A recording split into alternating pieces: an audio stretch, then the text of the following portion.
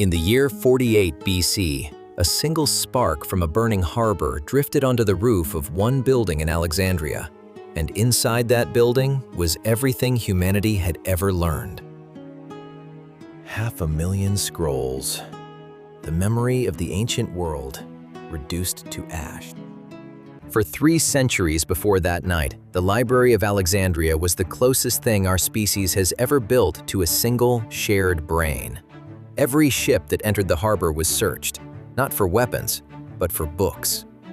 Euclid wrote his geometry here. Eratosthenes measured the circumference of the Earth here, and got it almost exactly right. Then, in 48 BC, Julius Caesar found himself trapped in Alexandria's civil war, and to block the enemy fleet, he set fire to the ships in the harbor. The fire spread to the docks, and from the docks, into the city.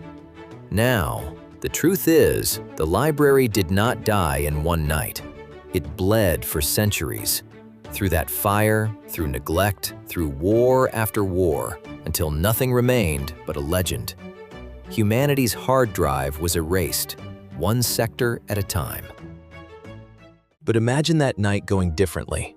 The wind shifts toward the sea. The librarians, who had drilled for exactly this, form waterlines from the harbor and carry the scrolls out crate by crate. The library survives. And something more important survives with it. The idea that knowledge is worth defending like a fortress. From this night on, Alexandria never stops being the brain of the world. Because here is what most people never learn. The library was not just an archive. Attached to it was the museum, a research campus where 100 salaried scholars ate together, argued together, and worked together, funded by the state. Sound familiar? It was a university, 17 centuries before Oxford. In our timeline, it withered. In this one, it multiplies. The machines were already there. Ctesibius built water pumps and precision clocks. Heron built the first steam engine, coin-operated machines, even programmable carts in the 1st century. In our world, all of it stayed a curiosity because slave labor made machines pointless. But a civilization that keeps its knowledge starts connecting the dots. Steam meets mathematics, mechanics meets money, and the Industrial Revolution begins. In togas. And here's the discovery that hurts the most. Aristarchus of Samos proposed that the Earth orbits the Sun, 18 centuries before Copernicus. Alexandria heard him, wrote it down, and shelved it. In our world, the idea simply died and had to be reborn from scratch. In this world, it is tested. Eratosthenes has already measured the planet. Hipparchus is cataloging the stars.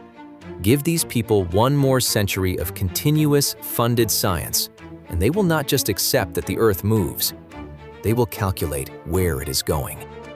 In Alexandria, and almost nowhere else in the ancient world, doctors were allowed to study the human body directly. A physician named Herophilus mapped the nervous system and proved that the brain, not the heart, was the seat of thought. Then, in our timeline, the practice was banned for more than 1,000 years. In this timeline, it never stops. Anatomy becomes surgery. Surgery becomes medicine that actually works. The nerve, the pulse, the cell, all discovered while Rome still rules the world.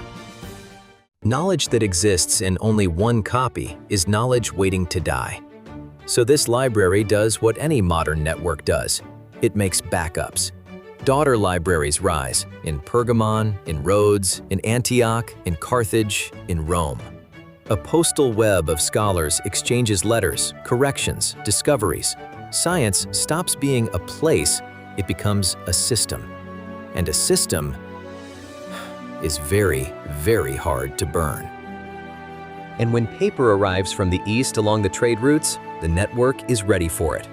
Copying by hand becomes printing by block. Books stop being treasures and become tools. Imagine literacy spreading through the ancient Mediterranean the way it spread through Renaissance Europe, 12 centuries ahead of schedule.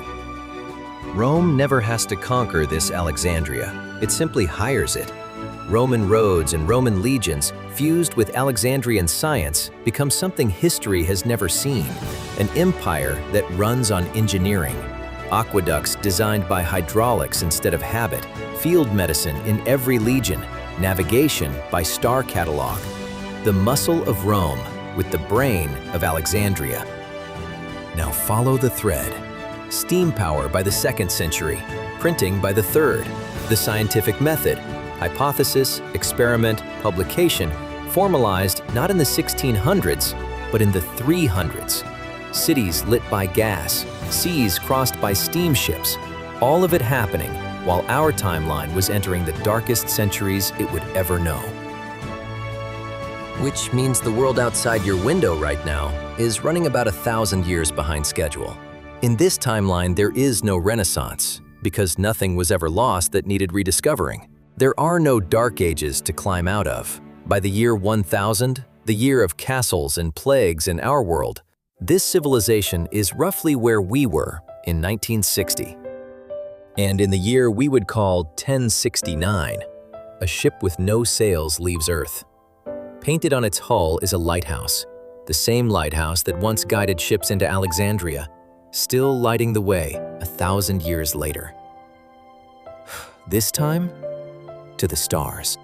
But before you mourn what we lost too deeply, consider the shadow. Knowledge is not wisdom.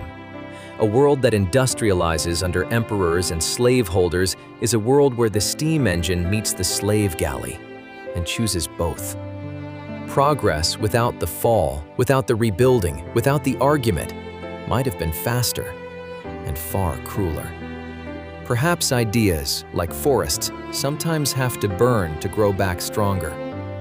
Or perhaps that is just the story we tell ourselves about the greatest library we ever lost. One spark, one shifted wind, and you might be watching this from a city on Mars. History is a chain of tiny accidents, and the Library of Alexandria is the link we never stop reaching for.